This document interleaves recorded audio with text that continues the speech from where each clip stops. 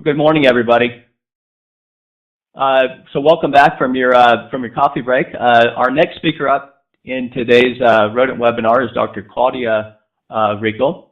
Claudia is a native of Chicago, but she's lived in Louisiana for the past 15 years. Claudia earned an undergraduate degree at Purdue University, a master's degree at the University of Georgia, and she got her PhD from the University of Florida in 2000. Right out of college at Florida, she was hired by Dow AgroSciences and moved to Louisiana. In February of 2004, Claudia decided to focus principally on foremost and subterranean termites, and New Orleans was a really good area for that. And in 2004, she became principal research entomologist for the City of New Orleans Mosquito and Termite Control Board.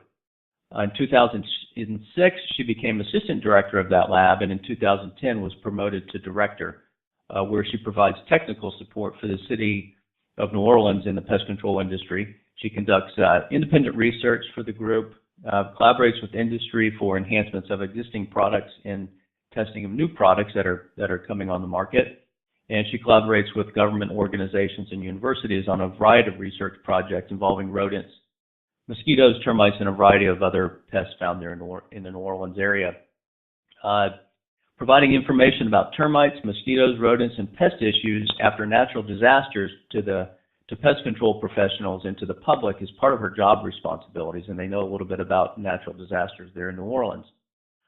She leads 3 academies, a termite academy, a pest academy, and a mosquito academy, 3 really high-end training programs for industry that the City of New Orleans offers. She participates in several professional societies at the national and local level. In addition, she enjoys traveling, and you may have seen her speak anywhere in the country. So I'll turn it over to you, Claudia, and you can tell us about rodents in New Orleans. All right, so again, thanks so much, and also thank you everybody out there for tuning in. I know everyone's at all different kinds of time zones throughout the world. So it's hard to believe, but it's been nearly 10 years since Hurricane Katrina. And what I'm going to talk a little bit about today is, that event. What do we do with rodent control after the event, and what's happened in the last 10 years of our program in the City of New Orleans? Oh, here we go. All right, so we have to set up I'm sure many of you have been to New Orleans. Completely interesting place, a lot of history, and we do need to talk about a little bit of that because it does play into flooding and in the location of the city. So it was founded back in 1718, a very old place. And the reason they chose New Orleans was it's for basically where they were going to start building a city was because it was on relatively high ground, and it was also in an area that had a natural levee to it. It's right on the edge of the Mississippi River, and of course very important for trading routes. So if you look at this is an old map here of New Orleans once they started building the city. They did stay more around the river, and at that time they did not have the levees. The levees didn't start being built until much later. But most of the city at the time wasn't even city; it was a cypress swamp, and so low ground, lots of water. And here's sort of a schematic of what New Orleans looks like. You've got surrounded by water, got Lake Pontchartrain on one side, and you have the Mississippi River on the other, and now you've got levees on both sides. And this is an alluvial soil, and so over the years there's been a lot of settling. It's going to continue to settle. The river does no longer deposits all that rich sediment that was building up the land at that time. And so what has happened is much of the city, about 50% or a little bit more, is below sea level. And so that sets it up. For more information, in some of our presentations, there might be some references or some articles at the bottom that I would recommend you read because it's just pretty interesting and it'll follow up on what I'm talking about. But so that sets up the scenario. And if you look at the area map, we've got lots of water. That's Lake Pontchartrain right here. Let me get my arrow. Here it is. So anyway, here's the Lake Pontchartrain, big body of water surrounded by Lake Bourne and Lake Maurepas. Lots and lots of water. City down below in the Mississippi River. And that is the scenario. All right, so let's talk about a little bit about urban rodent problems. And, you know, Dr. Corrigan did an excellent job with that already, but what do we look at? Contamination of food, of course, destruction and damage to property. What about possible disease transmission? And bad PR. So I know Dr. Corrigan's on the line, but when I think of New York City, what do I think about, right? I think about rats, you know, not the Imperial State Building or some of the other beautiful sites, but the first thing that comes to my mind is rats. And so we're trying to avoid that for the city of New Orleans, right? So we want to think about the French Quarter. New Orleans, great food, but it can provide quite a bit of bad PR for a company, or in the case, in our situation, a city. And I just want to let you know, too, so one of the things that our organization does, it provides rodent control at the municipal level. So I'm looking at individual properties all the way up to policies of what the city of New Orleans is doing for rodents. All right, so even before Hurricane Katrina, New Orleans has had an established rodent control program for years. I mean, back dealing with murine typhus many, many years ago. And so New Orleans is a very important place in the history of things for public health. Charity Hospital, you know, the health department, one of the first health departments in the country. So very, very important place. And it did have an established program, building, employees, they used to do surveys, treatment, et cetera, et cetera. So it's important to make that point. I do want to say, does anybody know where's the Norway rat? A, B, or C? Now, your questions, I believe, are anonymous, so vote away. All right, so, okay, great. So I'm looking in the chat box. I'm seeing a bunch of A's, right? And that's the right answer. So, very good. So let's go to the slide. Here it is. So the first one's the Norway rat. The bottom there is the roof rat and the house mouse. And these are the commensal rodents that we have in New Orleans. And so pretty interesting. I think Bob has gone through all the identifications, so we'll go ahead and skip that. But these are the three that we're dealing with. All right, so it was August 25th, 2005. And I'll tell you, I was already working for the city of New Orleans. I thought I was going to do termite work at the city of New Orleans, and Hurricane Katrina has pretty much changed that for everybody in my group, including myself. And so it was a Friday afternoon. The storm was actually, we thought it was going to Tallahassee, and it was actually going out of town. And it was, okay, I'll see you on Monday, everything good. And that's how we left Friday. Well, by Saturday morning, things were changing. And so it was back to preparing the facilities. And unfortunately, you know, the storm came through, and it wasn't a flooding event at that time. And it wasn't until the levee started to break. But this is a picture after the storm. There were over about 20 feet or so of water that went into Lake Pontchartrain. The very high amount of water got pushed into the lake. The lake actually is connected to the ocean through a series of sort of smaller channels, but that's what happened. And so if you look at the bottom of the slide, the dark section of the city, that's the flooded part. So pre-Katrina on the top, by 8/29/05, the dark sections are all flooded areas of the city of New Orleans. So a pretty amazing situation. And remember the map that we had showed you earlier, the historical map? Well, look at along the river. So along the river are the areas that were not flooded. And the rest of the city, about 80% or so, took water. So the city had been mostly evacuated. Unfortunately, there were lives that were lost. And but the vast majority of the people evacuated New Orleans, and we were able to get in pretty quickly after.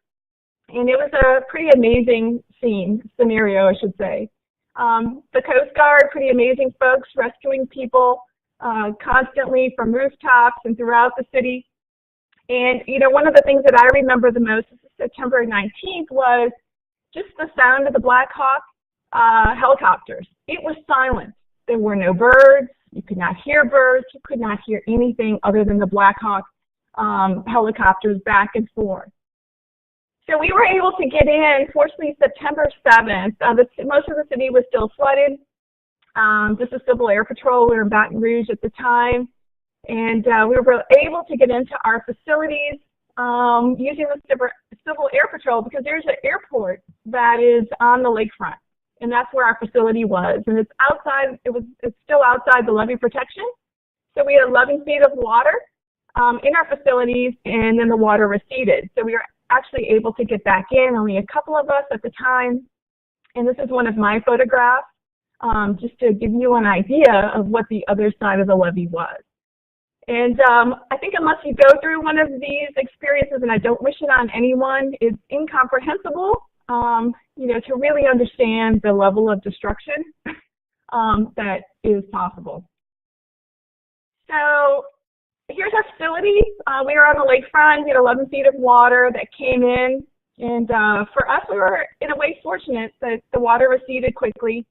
But this is what it left.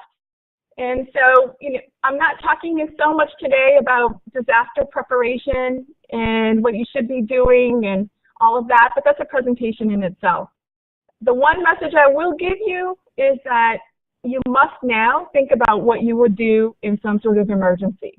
That is insurance, that is where's your data, what are the valuable things, can you get out of a facility pretty quickly? So very important. But it was total destruction. This is a rodent control building. At the time, it was located in the 9th Ward. I think the 9th Ward is very famous throughout the world, but severe flooding. It was right next to one of the levee breaks.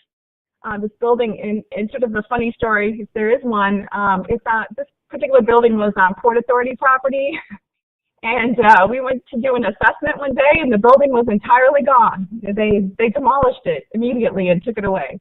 And so we only saw a foundation when we went back.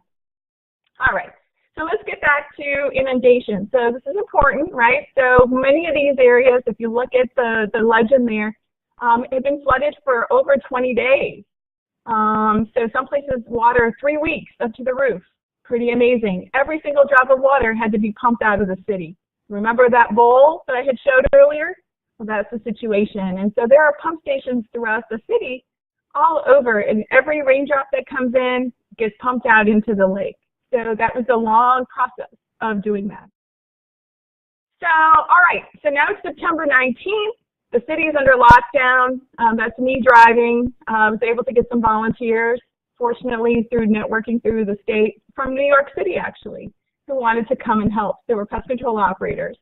And so at this point, we were getting into the city, and besides the media in the military, there weren't that many other people that were there. It was pretty much abandoned under lockdown.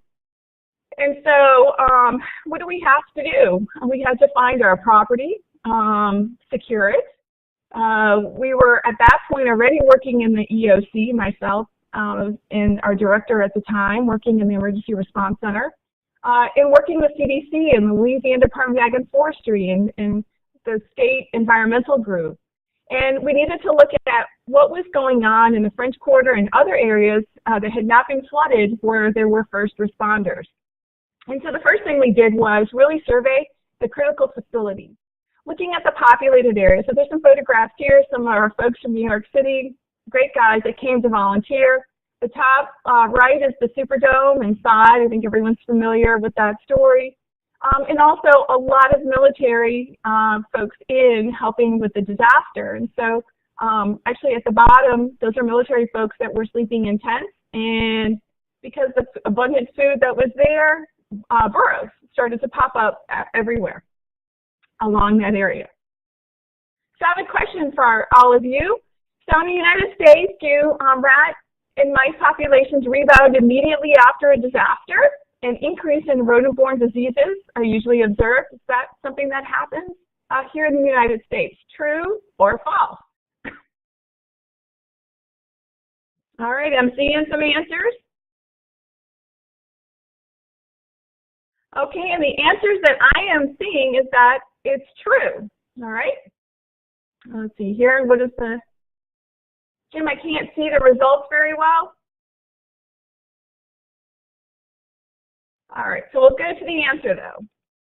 So the answer actually is false.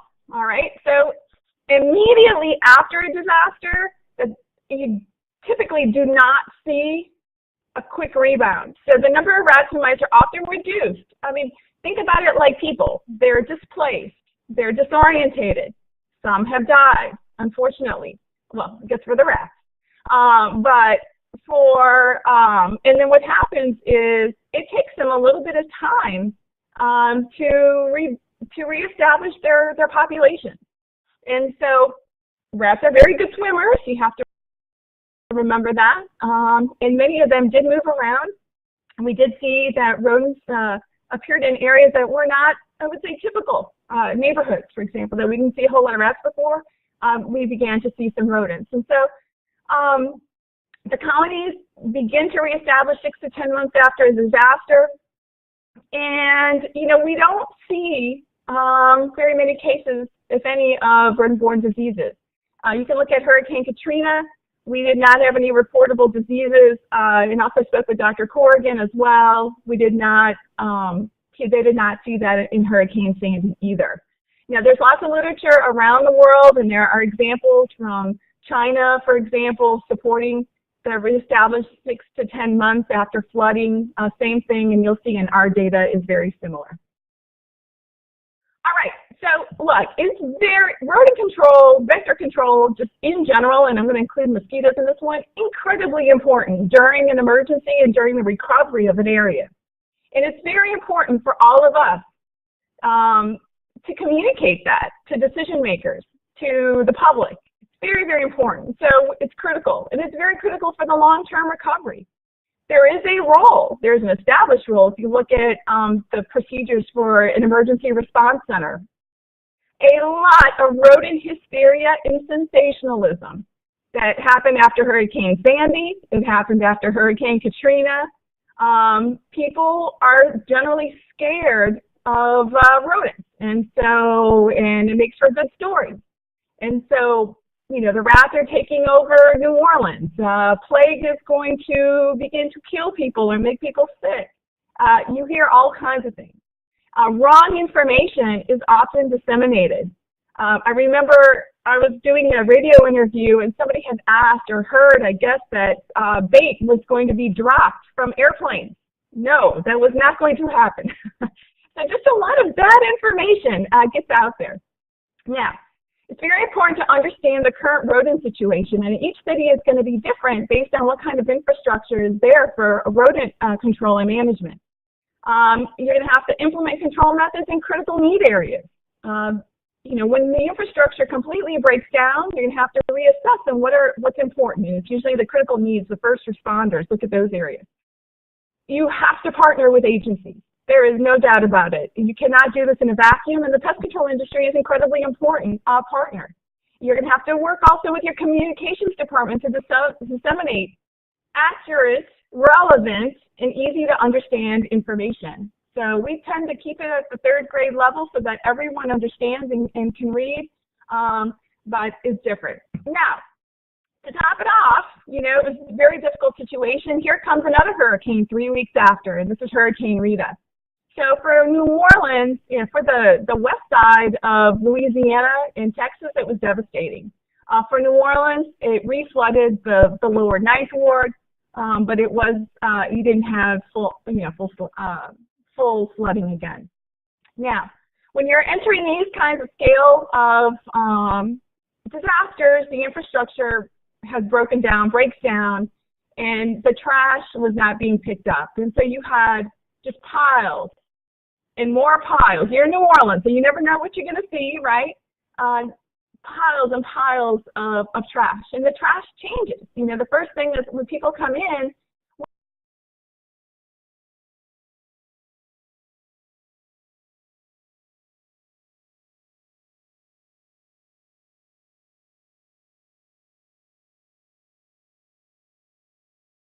what are they doing? They're clearing out, they're gutting, as we say, at their homes. They're putting all the food, all of that on the street for pickup, but there was no pickup. You know, I think about a month or so after the storm. And so this is food, this is wet, damaged items. And over the course of time, trash pickup eventually began, but people start to rip out carpet and furniture, and all of that goes to the street. So you can see in this photograph here, just pile after pile after pile. And this is when we start, months after, the rodents are out there that have survived, the food is available, and it's all about the food source, right, in Harvard. All right, so what happened, though, is the trash eventually began to be picked up, but it did start creating problems with rodents as far as having the available food source. However, flies and wildlife, mosquitoes, those were all other issues that needed to be addressed. And what we still see it today, and I'll show you a picture here in a minute, but houses were not gutted for years. And so each house, if you think of your own house, how much you have inside that was going out on the street, or that sat there being broken windows, so it was providing food for all kinds of animals. I did want to show this one slide about food, animal feeding centers. So this happens in nearly every disaster. I'll tell you, it was new to me when we went through it, but we finally tracked down a bunch of folks that were doing this, and they're animal rescue groups. They typically don't cooperate with your local SPCA. At one point, they were dropping 2 tons of food a day. Incredibly organized. Not us, but another agency actually intercepted some communication with one of these groups, and they had maps, all kinds of places where they were leaving bags and bags of food. And this continued regularly for about 2 years. All right, so, I'm going to talk a little bit about the evolution here in New Orleans in the last 10 years, but I still think we need to go back and talk about it from an integrated pest management approach. I mean, Dr. Corrigan talked about it. We believe that is the best approach. And so I'm going to talk about each one, public education, for example, and some of the things that we've done over the years. Now, when you think of education, right, it's not just sitting in a classroom or your local garden show. You have to hit everybody, and so the bottom left picture is Eric Guidry on the left-hand side. Is one of our employees with the mayor, the man in the suit. That's the mayor of New Orleans. And so these are decision makers, and so I believe it is very important to let them know, let them understand the role of rodent control, of vector control in general, and how important it is. These are the folks that control the money. These are the folks that control a lot of the decisions. And so it is, in my opinion, critical that rodent control be elevated to that level and to have that understanding. So we actually have moved over the years. After Hurricane Katrina, we were not in Homeland Security, but we moved about 4 years ago into Homeland Security. So the departments in that group are police, fire, EMS, us, and the EMD, which are the folks that control the vehicles and do vehicle maintenance. And so it's very good. We've been elevated to that level. People know it's important. But we also, over the years, have developed training classes for our pest control community. And also we have our termite academies, as Dan had mentioned, that we get people from all over the country. We've had international attendees as well. And you're going to have to produce some sort of informational literature for the public. You don't have to reinvent the wheel. Lots of information out there. Centers for Disease Control is a great one where you can go, and they love that you copy and paste and put your logo on it. And it's a wonderful place to go and take information from because it's been vetted. All right, and the other thing is over the years, a little bit of worked as a contractor as well, all kinds of stuff. So we have a brand new facility, we still call it brand new. It'll be 4 years in September.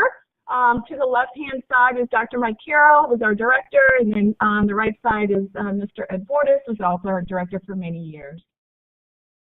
All right, surveys and inspections. And so let's talk a little bit about surveys. Okay, survey, you are checking. We're checking, we're inspecting either properties all over the place. And after the storm, our employees were all over the country. And so we couldn't communicate. No, there was no way to call them, no way to communicate. But eventually we started communicating. People started coming back. and we looked at populated areas, storm drains, dog feeding sites. We went door to door, including area-wide drain treatments when necessary. But some ideas here, look, green space, very important along the river for us. And then over the years, we've moved into public properties. We do all of the city facilities, and we facilitate some of the state ones as well for inspections. And then we also look at residential property. So these I'm going to show you a series of graphs. So we take all of our service requests that come in, and it goes into a database, and you can collect a whole lot of information, but you have to look at it and try to figure out what it means, looking at the trends. And so, you know, overall, we don't have too many complaints. I think from a citywide, in 2006, we were at about 2,200. But each of these properties are evaluated. We look for boroughs. We do treatments if necessary, and we work with our residents to improve conducive conditions. And so each year we do that. And then just to give you an idea here, but if you look at the bottom from 2006 to 2004, those are the number of calls that have come in. You have to be careful, though. We know that other folks are having rodent infestations at their house, but, you know, are they calling a pest control company? Are they calling a pest control company? Yes, in some cases. And so my 4-year-old child is here, so 1 second, there she goes. And so, and if you look at the percent of infested properties, I think it's relatively low over the years. And in 2013, I'm going to talk about this here on the next slide, the city of New Orleans decided to include us in their 311 system, where operators take the calls for us. So, all right, so, but we have worked with them very carefully. Rodent professionals must, and I will emphasize, must dictate what the script details are going to be. So these are call centers. And so we've worked very closely with them to say, I need you to ask this question, this question, and this question. If you receive this answer, transfer the call to our department so that we want to talk to those homeowners. It is very important to continue throughout this process, and I'm talking about this because other cities have this system, that you have to train these agents in order to have high call quality. And then the other thing is, how is this data used and interpreted? It is often misinterpreted by some of the decision makers. So it's our job, you know, as a department, or my job, for example, as a department head in this, is to explain how to interpret this data and how to not misinterpret, because it often will be, oh, well, you're not getting calls in a particular area, so that means you don't have rodents in that area. No, that's not necessarily what it means. It may mean that those people are not calling us for whatever reason, but the rodent activity is still there. All right. So we've also been working with a group from Tulane University, and this is our 2013 call data. And, you know, we're able now to get data from abandoned properties and buildings, and so you start to overlay data to look at trends. And that's important. Why? So that we can try to remediate those conducive conditions, try to figure out the problems, and help those residents. But in this particular case, you've got percent of abandoned buildings throughout New Orleans, from 0 to 15 to 50 to 10%, 100%, excuse me. And then you start to look for the clusters of areas of high activity. You do see quite a few calls in the abandoned property area. You can actually refine this graph a little bit more, and it'll be more clear with the abandoned properties. But basically speaking, we do get calls from all over the city. Now, if you start, it's one thing to get a call. It's another thing when you go out there and to see if there's actual activity on a particular property. And this is what this graph shows for 2013. So from 1 borough to 10 borough, the larger the circle, the more boroughs were found on that property, and you can overlay it again with the abandoned property. But this one particularly does not,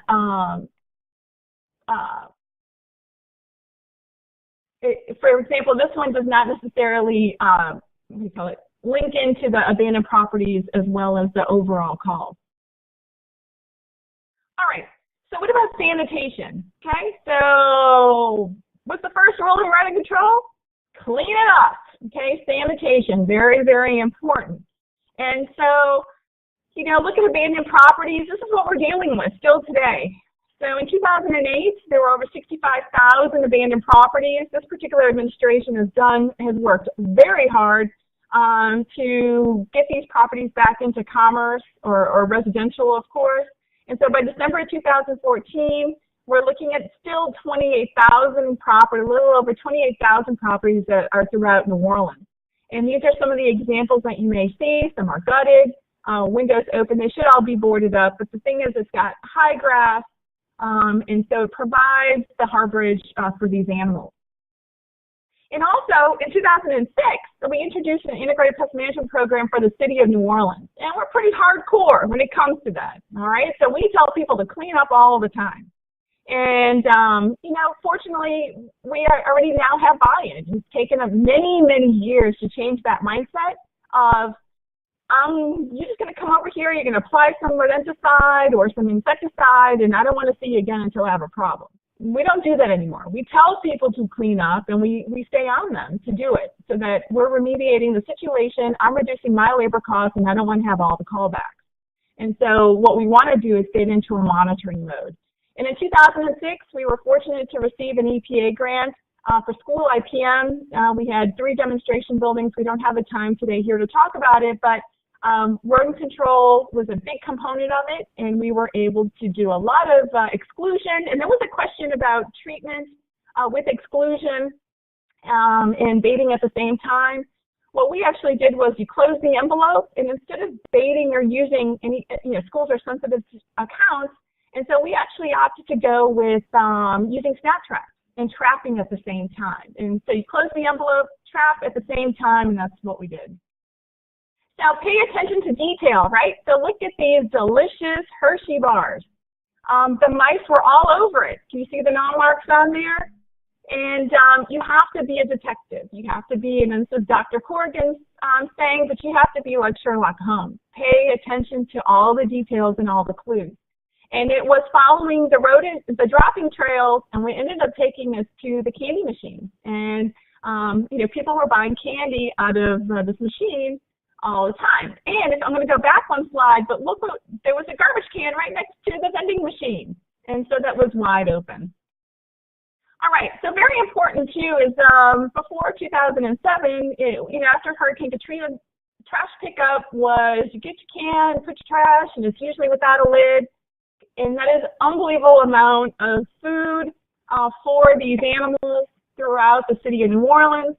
And in 2007, I think this is huge, the garbage cans for residential use were introduced. Now, see that one that has the lid open with the bag out? That's a no-no. So it should not be that way. You know, close the lid. So now all of a sudden you've removed a lot of food source for these particular animals. That's at the residential side. But, you know, we're always, it's a challenge. It costs a lot of money to change garbage cans. But this is along the riverfront of Mississippi River. And look at that trail. And no, it is not deer. It's not nutria. Those are rodents. That's a rodent path. And it was leading immediately to the garbage can that was at the top. And we've more situations here. Burrows, trees that are right next to the open garbage. And we have been talking a lot and loud about smart decisions in purchasing at the city level. And I am glad to say that we, I believe, are making some steps forward. The RTA, the folks, the bus and the trolley folks, they've put a closed can. These happen to be big bellies, but a closed can at most of the bus stops and at the trolley stops. And so that's fantastic. And in 2015, this is a brand new photo. I took it last week. I was so excited. The sanitation department ordered the closed cans, and they began to install them throughout the city. Now, I will sort of show you at the bottom level, you've got a beautiful closed can, but see where the little man is walking? You've got an open can right there. So it's important to, you know, strategically place them. And I'm going to go talk to them next week when I see them and see. I know there's a reason why they put one over, you know, it's a lot of cans for a big city. So the goal here is to keep moving and putting as many forward to reduce the trash that's on the street. All right, so population reduction, so very important, rodenticides are a tool. Trapping is a tool that I believe is underutilized, and trapping can come in a lot of forms, but we'll talk a little bit about both here in a minute. So after Hurricane Katrina, immediately after, look, you've got abandoned properties, people are not back, it's a mess, what do? And the catch basins are areas that the rodents do move through. We see it, it's documented. So in 2006 and 2007, really at that time, we had to base storm drains. And we did it in areas that absolutely need them. And these are some of the areas on the map. But what I want to stress here, it's more than just going out and putting bait in a storm drain and never checking it again. You have to check. You have to monitor. You have to understand what is going on when you use these products. Because if you go out and you don't, have enough, you've not done much to control any rodents. You have to look at secondary exposure, very important. So be effective with your resources and your time. And so what we ended up doing was, in some of these neighborhoods, you can see the little dots and the legend is below. We went back every 2 weeks and we looked at consumption. So now all of a sudden you start to get these hot spots in red. Those are the areas with a lot of consumption. And it took about 60 days or so where we started to see consumption, crash in these particular areas. We don't do as much storm drain baiting anymore. Of course, we have to deal with the French Quarter and some of the other areas where we may have some elevated numbers of complaints or some conducive conditions. But, so we do that occasionally. It is incredibly important when you do any of this work to make sure your record keeping is excellent. Not only for your state agency, okay, but for yourself to interpret the data. And then if you're in an emergency period, there's a whole FEMA component that goes along with it with Category B funding. So it's very important for you to take the notes, make the comparisons. You're going to have to provide some sort of data of why you're doing things if you have any hope of, getting any funding that's above and beyond your normal practice. So again, a whole nother presentation here. I just wanted to touch on the concept. Now, we work very hard to teach, okay, and do a lot of education. And, Dr. Corrigan had talked about it. Your thorough inspection, that is the key. If you're not doing a thorough inspection, you're probably going to miss the boat. You have to identify your pests. Understand the product. There was a question that came in about the EPA rodenticide risk mitigation. So I don't know if Jim's going to go ahead and put it out there, but there are some nice summaries. If you just Google EPA rodenticide risk mitigation, there's some nice summaries. I believe it's 2008, and then there was a revision in 2012. You have to understand how these products work, and you have to understand what the labels say. It is very confusing on a lot of these rodenticide labels. You have to read them thoroughly, understand. If you don't know, ask the question. In storm drain baiting, it's very few products that can be used in storm drains. And even then, there are many of these rodenticides, some of those rodenticides, that you're using 20 plus bait blocks in a storm drain or in a sewer. So you must understand very, very clearly on what these labels say. And again, like I said, many of these are not clear, easily understandable. Understand your pest pressure, all right? So there was a question about how do you assess the number of rodents in an area? That's very difficult to do. You could do a triple marker capture, but that's a lot of time and effort that most people don't have. But you're looking at conducive conditions. What burrows, of course, going to give you an indication, but you're looking at just pressure and not numbers. What can that area support? Do you have garbage cans? Is there a restaurant? Trees and fruit in the back? Gives you sort of an idea. Make sure you understand the effects on non-targets and well-trained staff. Make sure you train all of our staff since Hurricane Katrina.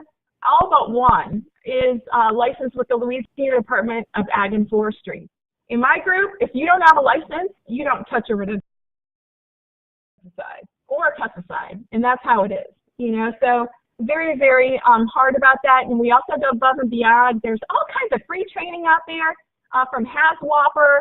And also FEMA has a lot of training online that can help you with disaster management. And then safety, safety, and safety. Okay, very important.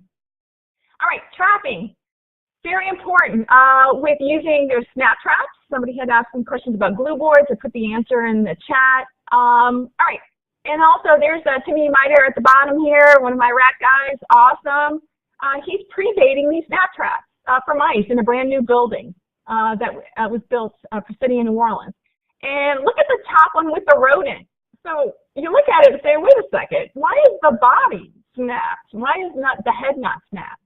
Well, because we put the snap traps on a rat run. And so going back to what Dr. Corrigan said, very important in critical placement of these devices. Okay, very, very important. All right, so surveillance. So, all right, so in New Orleans, in our area, the last sort of major project was looking at nearing typhus, and that was in the early 90s. Unfortunately, like many areas of the country, rodent control funding from the state level for surveillance has pretty much evaporated. There are groups, of course, out in Vancouver, Dr. Lipkin, Columbia, our group. There's some other areas, there's some grant money, and we're really doing a lot of work with what is out there in our rodents. And what happened was we started actively trapping again in 2008. Rodent necropsies, there's me doing a necropsy of a rat. And we started putting all these specimens in the freezer. And so we have a freezer full, about 1,000 or so, of rats and rat parts and ectoparasites that we're looking at as well. And, you know, again, you can't do anything in a vacuum. So we partnered with Centers for Disease Control and Prevention and also Tulane University, our state DHH, we've got a state veterinarian as well that's involved. And so in our early samples, working with Tulane University, they had a graduate student and a postdoc, guess what we found, guys? There's an old world hantavirus. It's called soul virus, and it's maintained in the rats and causes renal syndrome in humans. Well, we started trapping, and we found a variant of it called Chapateulus virus, and it had actually previously been found and published in 1980s. And so, you know, what does that tell us? All right, well, it suggests that those, you know, that virus is there, it's endemic. But one of the things we do not know is how it affects the humans, right? And what kind of human infection and disease. We have no information of that. But the point here with all of this is that, you know, these animals can transmit some sort of disease, and clearly we documented that. And so in 2013, Dr. Mike Bloom, he's a professor ecologist at Tulane University, was awarded a very large grant through NIH to look at the diversity and disease in a post-trauma urban landscape. And so what's the objective here is to characterize recovery of urban ecological and societal communities after an event. And there are a lot of components to this particular project, not only rodents, lots of people on this project, U.S. Forest Service as well, and I'll show you a bit of that. But a huge part of it is looking at the rodent demography and ecology across New Orleans. And so Dr. Mike Bloom's the PI. There's some great graduate students there, Anna Peterson and Bruno Gersi from Tulane, but our group is very much involved in this as well. And so if you combine the rodents that we had with what's been trapped already, we're looking at already about 1,000 rat data set, and this project goes on for 4 years, and we trap, you know, intensively for twice a year. So we get that summer and the winter data. And so what are we looking at here? Of course, we've got the trauma, right, that's occurred to the environment. We want to look at perceived disease risk and what is the real disease risk. And so we're looking at rodent abundance, rodent movement, predator abundance. I mean, there's a lot of different things we're looking at. So pretty large project. All right, so the rodent studies, of course, that's underway, and also looking at the New Orleans urban forestry surveys. And so pretty interesting. There's going to be a lot of GIS and modeling, as well as some information. We're trying to get information from the residents. You know, what do they think, which is important. And so there are plots over 500 plots throughout New Orleans that have been basically set aside. And each year, the urban foresters are going in and they're assessing the canopy, what kind of vegetation is there, and how it changes over the years. And so when we start looking at rodents, though, there's going to be comparisons of flooded versus unflooded. We want to look and see if there's a relationship between high-income and low-income areas. So lots and lots of different things that we should be able to answer, hopefully, with that after the 4 years. Actually, what will happen is there's going to be a whole lot more questions that are going to come up, right? All right, so you look at this is New Orleans. The darker the blue, remember, the more water it took and it stayed longer. And so outlined in red are some of the areas that are being focused on. And so within that, there are going to be blocks where trapping occurs. And so here's a block. And if it's within that particular area, we select properties and go through. We have to, to ask permission. We set our traps out. And you see pretty much everything, every kind of scenario. But this is one particular house. Trap placement is pretty important. So we can try to collect as many rodents as possible. And you trap her actually 4 consecutive days. Here's another yard. Got a nice little grease pit back there. But you trap for 4 consecutive days. You collect the rodents, and if you catch on the 4th day, you keep on going until the traps go to 0. And so this is a summer trapping in 2014. If you look at the bottom here, we have moray rats and roof rats. I'll tell you, we have been catching a whole lot more roof rats than I expected. And so it's been pretty interesting to see that. And you can look at high and low income areas. So unfortunately, there is a relationship there with the lower income areas. We're catching more rodents. And then you can tie it in as well with the flooded areas with that. The other thing is we have the opportunity, we still have so many challenges in New Orleans. One particular challenge is the homeless population. And this is one of the areas underneath the bridge towards the center of New Orleans. It's not too far from the Superdome, very populated areas.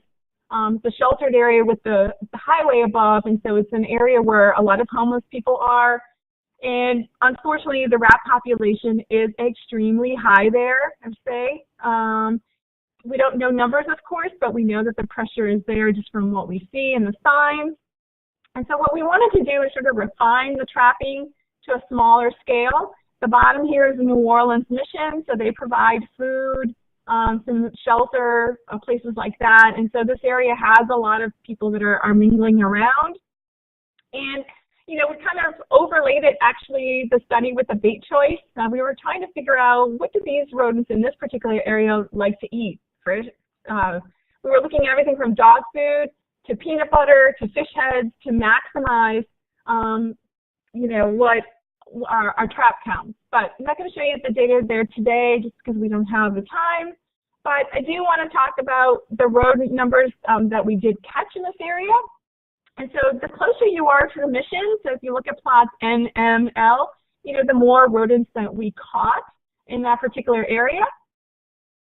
And we also have been, all of these rodents, for all thousands, we've been combing them for ectoparasites. So it tells a whole other story with different pathogens that these fleas or mites could be carrying. And so if you look at the ectoparasite load, I'll tell you, these rats under this particular area, and they happen to be Norway rats, were plastered for the most part with ectoparasites, particularly fleas. And I'm going to show you this in a second. We had a couple of rats that had almost 120 fleas on them, which is a ton. It was unbelievable. And if you look at what flea species they were, it was the oriental rat flea. And so you can look at the plots here of how it laid the numbers. But for the most part, most of those rodents caught in this particular area had oriental rat flea. And so, of course, we're interested as well in some of the pathogens, and the earliest work, and this is preliminary, but it's been done, and we're going to be continuing, is to look at the different Bartonella species that could be on these fleas. And so this particular graph, it's accumulated everything from 2008 to 2014. these are the areas where we had fleas. All the rats caught throughout the city of New Orleans. And so it's mostly in the highly populated commercial areas. And so we had the cat flea, and we also had the oriental rat flea were the two that we had caught. And if you look at for the little red triangle, those were the fleas that did have Bartonella on them, that were carrying Bartonella. And so if you go to the next slide, we go to the next one. All right, so what do we find? Bartonella species, we found 4 different ones, and they were on the oriental rat flea, and in some cases there were multiple species of Bartonella on the same rodent, or in the flea on the same rat. So there are 2 papers at the bottom. You know, there was a just fascinating article that came out from Dr. Lipkin's lab in New York City looking at the pathogens and characterization on the Norway rat in New York City. Everybody on this call needs to look at this particular paper. It's frankly shocking. And unfortunately, I think we're going to find very similar results in New Orleans. And then there's also another paper there at the bottom, you know, about Bartonella and the different species from Chile. So where are we going with all this, right? 10 years is, I guess, a long time. I mean, if I look back, most of it's been a blur. It's passed very quickly, but there's so much still to do. You know, we're going to continue this project for 4 years, and now what's going to be fascinating is going to be layering the different data sets to make these important decisions. And I kind of want to wrap up here with this and saying, you know, what we'd like to do is sort of move into the next step, sort of next phase as well to have this capacity. And these are pictures just a couple weeks ago. We were able to acquire a biosafety laboratory. It's a mobile unit. It was the coolest thing to see it go down in 2 pieces on the highway. But it is now assembled, and we're getting all the electrical and all that put together, and hopefully it'll be commissioned by the beginning of next year. And so that's going to allow us to do a lot of interesting work down the road so that we can better understand these pathogens. And so with that, I know it's appreciate everybody's time being on the call.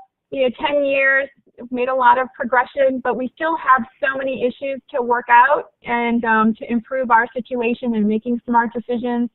So that we can keep pushing the numbers down of rodents, and so that people don't have to live with mice or rats in their homes.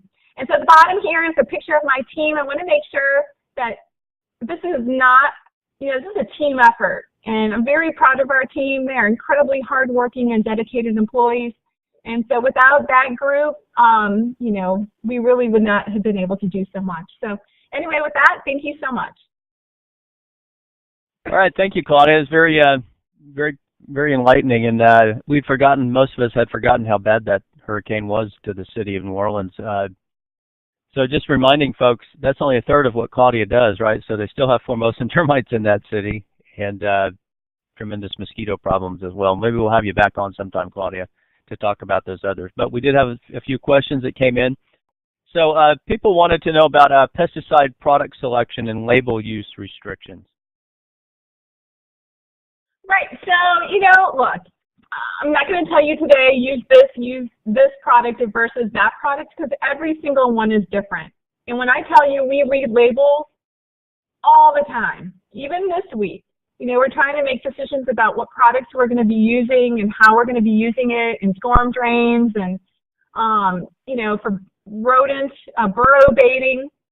You know, but if you look at a couple of things, if you look at the Rodenticide risk mitigation decision, you know, that's changed a lot, how you can buy products. And I think one of the big things here is where can you apply them? And so if you're burrow baiting, you can only deep burrow bait. So that means you don't place a place pack and shove it down the tube. That means you get a hose with a funnel and you put the bait way down deep into the holes, into the burrows. And you can only do that at 100 feet from a structure, and a fence is not a structure. And so there's some you know, restrictions there you have to understand.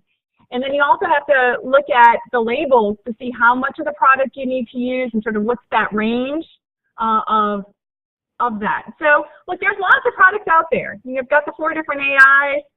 You know, when you're working in residential areas, important to have some sort of I tend to stick with the anticoagulants because of, you know, vitamin K1 and antidotes and all of that. But for the most part, it's just it's a continual reassessment of what you're using. The next question we had, Claudia, was can you give a brief overview, and this is kind of a follow-up to that last question, I guess, would be could you give a brief overview of recent label changes for rodenticides? And either you and or Bobby can kind of chime in on this one. Yeah, so I mean, Bobby can chime in as well, but I'm going to go back to sort of these label restrictions. And again, the label's a law on each one of these. So again, you have to go, and I hate to sound like a broken record, but you have to go back and look at each label. I mean, sometimes you read labels and they're pellets, and it says you can't burrow bait. And I'm thinking, well, why would I buy this? Where can you use it? Look, another thing with soft packs. That's been pretty commonly used now in the industry. Very, very careful on how you use these products. You want to use them in bait stations, secure. You don't just chuck them into the attic or leave them out and exposed. Very, very important to be in tamper-proof bait stations. Look, one of the things I did not talk about, and I don't know if Dr. Courtney did too, but the use of non-AI baits. So, for example, there's some with a fluorescent dye in it, for example, no active ingredient. There's some that are red. These animals will feed on this particular product, and you can follow the droppings because it's either turned a different color or it will fluoresce with a UV light. And so you can follow the trail and have a better idea of what is going on with that infestation. The other thing that we do with this particular type of non-AI bait is we'll pre-bait a bait station, for example. So we'll put some in, it primes up those rats, they're comfortable with eating that bait that doesn't have the AI, and then we'll either include, usually we don't completely swap out, but we'll put some bait blocks in the bait station along with that type of bait, the non-AI. And so they start to feed, and it helps prime up feeding. It tends to work very well. I would definitely go back to the EPA site. Jim, if you can make sure that you send them that link that I had sent you, it provides a really nice summary of all of that information, and it talks a little bit about the AIs as well. But yeah, some of it is buying in quantity, where you can use it, deep burrow baiting, all of that. Thanks, Claudia. So there was some pretty good interest in when you started talking about baiting drains, and Bobby a question came in. Bobby kind of talked about this too, but if you could talk about baiting storm drains, does the bait need to be suspended for better effect or drop into the drain? Oh yeah, you never, ever, ever can just drop it in. So again, we have to go back to the label, right? So what do those labels say? In some labels, you have to use a wire, a metal wire. And so, you have to put the appropriate amount of bait according to the label. There are some products, and I don't remember the name off the top of my head, but some of them are 4 and some are in the 20s. So it's a lot of product in some cases. So what you do is, for us, you can drop it down, but you bring it up as well because you don't want it to sit in the water. And catch basins are all very different. So for us, our sanitary sewer, you have to pop the lid, closed system, it's separated from the storm drains. But we also have a very old system, all right?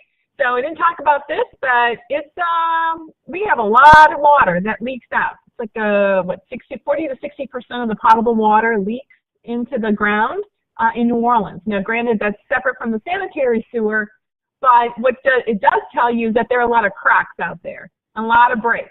And so, I don't think these animals are so much living in the storm drains, but they're using them more as runways and places to get, from place A to place B. And so we see them, we know that they're using it, they are in and out, and so that's a place where they can hide out for a little bit. So what you do is you drop the bait down, and then you put it back up, you bring it up, make sure it doesn't sit in the water, and you have to secure it to that drain so that it doesn't move around. But go back to those labels, I'm telling you, go back to the label every single time and read it and reread it. It's very, very important. Thanks, Claudia. So we had another question here about murine typhus. Could you comment, you did a little bit, but could you comment on fleas and rodents? Any comments on fleas and rodents? Rat fleas and rodents would be welcome. Right. So So, right, so, why do we care, right, about the fleas? Well, a couple of reasons, of course, because there can be pathogens in those fleas, which we clearly saw from our data, that we have Bartonella species. The big one when you think of oriental rat flea, of course, is plague. We are not in a plague endemic area. If we were to have a case of plague, a CDC, Homeland Security, everybody would be swarming us, all right?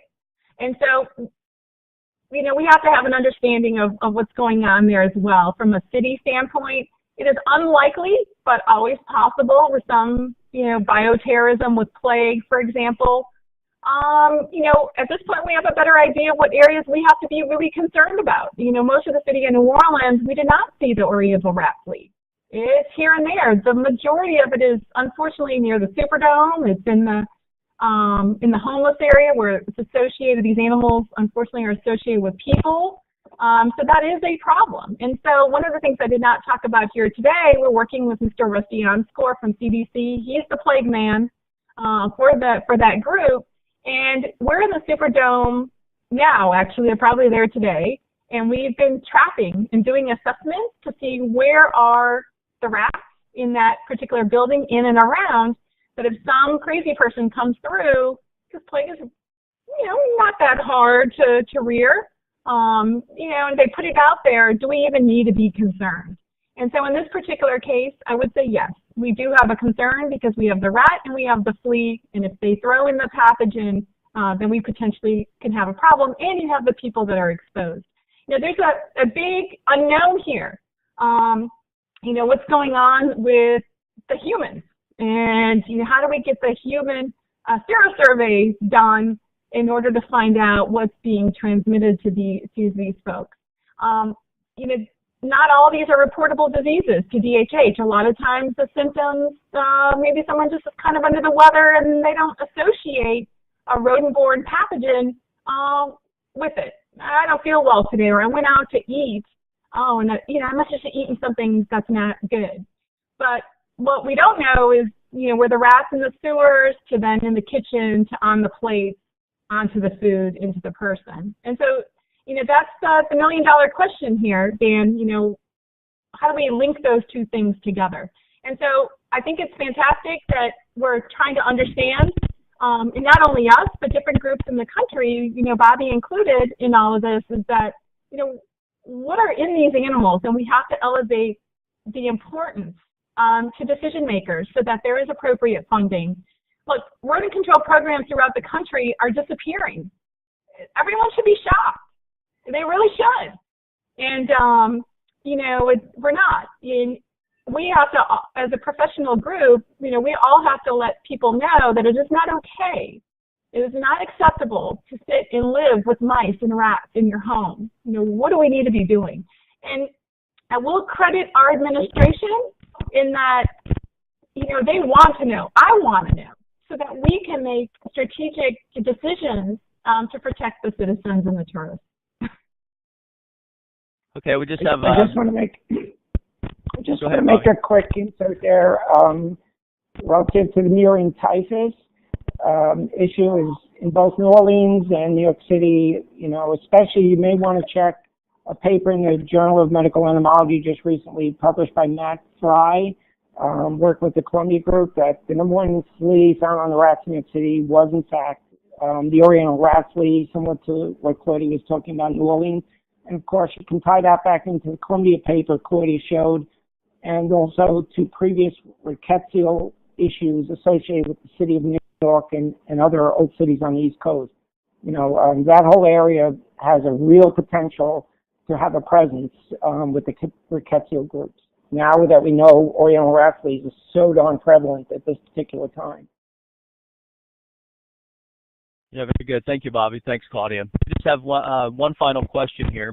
Do you have any comment on live trapping rats and what the best baits might be? Yeah, these are all difficult questions to answer, right? So, look, let's say they're mammals. And so today, one might, just use me as an example, all right? Or no, I'm going to Georgia. And so I'm there, and all of a sudden those peaches are looking good, right? So I want to eat some peaches, or you know what, I really want to just eat some fried chicken today. And so it's the same thing in a lot of ways with these animals. And so we have to try to figure out what they like to eat in their particular environment. So the New Orleans rat may be very different than the New York City rat. I mean, the New York City rat in some areas might be wanting for the bagel. Well, no one hardly eats bagels around here. They may be wanting to eat some beignets, right? And so what we try to do is mix it up. And so if we're live trapping, you know, for the sake of this particular study with Tulane, they're using peanut butter within they make little cardboard sandwiches with peanut butter in the middle. I don't think that's ideal, but you have to look at the sort of scale of what trapping is happening. And so, yeah, they're catching. Are we catching at the highest efficiency? I would say probably not. And so if you looked at that little bridge study that we were doing, you know, we had dog food, we had tuna, we had peanut butter, we had cotton ball with a little bit of vanilla on it. So it's always good to mix it up. And so, for example, if you're in a dry environment, we actually in the Superdome are putting little cherry tomatoes out as well. It's a nice succulent. It's that nice water source for these animals. But we also use bacon and peanut butter and sometimes tuna. So it's good to sort of figure out what they like. And if, you know, we're, let's say, at the French market and it's beignet central, probably going to throw a couple beignet pieces in there as well because they're already used to eating that. So it's a case-by-case scenario, but the main thing is always to use more than just one. We had a situation that we were talking about the other day that they, actually Timmy Midair from my office, he was using dental floss as one, and that can be a nesting material for these animals. So the point here is you mix it up, see what works the best, and then keep mixing it up some more. All right, very good. Thanks. We're going to go ahead and wrap it up here, I think. Bobby, I want to thank you and Claudia personally for such an outstanding webinar. Really good information. We still have most people online here, but I really appreciate your time and putting in the effort to put this thing together. I know it was a lot of work. Thank you for the invitation. Yes, thank you.